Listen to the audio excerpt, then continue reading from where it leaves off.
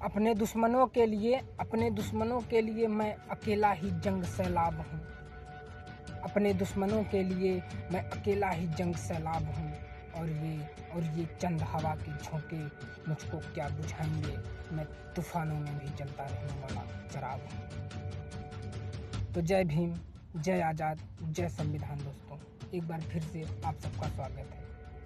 मैं आप सबको विश्व रत्न, भारत रत्न, इस देश के मसीहा नायक, महानायक B.R. अम्बेडकर जी की सोच को आप सबके सामने प्रस्तुत करूंगा। उनकी सोच को मैं आप सबके सामने एक कविता के माध्यम से प्रस्तुत करूंगा। मैं 4 लाइन कविता पढ़ूंगा और उस कविता का अर्थ बताऊंगा आप सबको।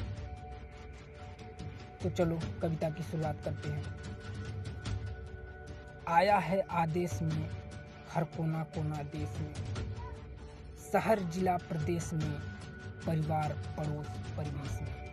इस तथ्य को प्रचलित करो, सोच को विकसित करो, सोच को विकसित करो।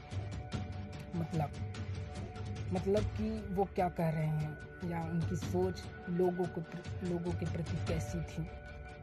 वो कह रहे हैं कि कहीं से ये आदेश आ चुका है, कानून बन चुका है कि शहर में, प्रदेश में, जिला में इस बात को प्रचलित करो, फैलाओ कि तुम अपनी सोच को विकसित करो। मतलब कि समस्याएं सबके पास आती हैं। समस्याओं से लड़ने के लिए अगर तुम्हारे पास आ रही हैं तो अगर तुम्हारा सोच ऊंचा रहेगा तो किसी भी समस्या से लड़ सकते हैं। और जीवन का मतलब है समस्याओं का आना। ये कह रहे हैं वो, इनकी सोच ये है। तो अगला पैरा की शुरुआत करते हैं। नए नए विलास के लिए, जीवन के विकास के लिए, उन्नति के प्रकाश के लिए, नवयुग की आभास के लिए, ज्ञान के भंडार को दिमाग में अवशोषित करो, सोच को विकसित करो, सोच को विकसित करो। मतलब क्या कह रहे हैं? मतलब भोग विलास होता है ना, भोग विलास मतलब नए नए भोग विलास के लिए और इस जीवन के विकास के लिए। और इस देश का अगर आप उन्नति चाहते हैं तो उन्नति के प्रकाश के लिए। और अगर तुम लोग एक नए युग की कल्पना करते हैं तो नए युग के आभास के लिए, एहसास के लिए,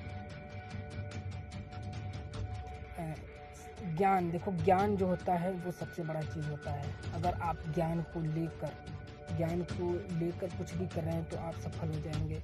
तो ये बात कह रहे हैं कि ज्ञान के भंडार को इस दिमाग में अवशोषित करो, सोच को विकसित करो, सोच को विकसित करो। तीसरा पैरा क्या है? उमंग का रंग आएगा, हर तरफ परिवर्तन छाएगा, भविष्य होगा उज्जवल सबका समय संवर जाएगा। उत्थान का दौर लाना है अगर तो ऊंचाइयों के दीप को सारे जग में प्रज्वलित करो, सोच को विकसित करो, सोच को विकसित करो। धन्यवाद। जय संविधान।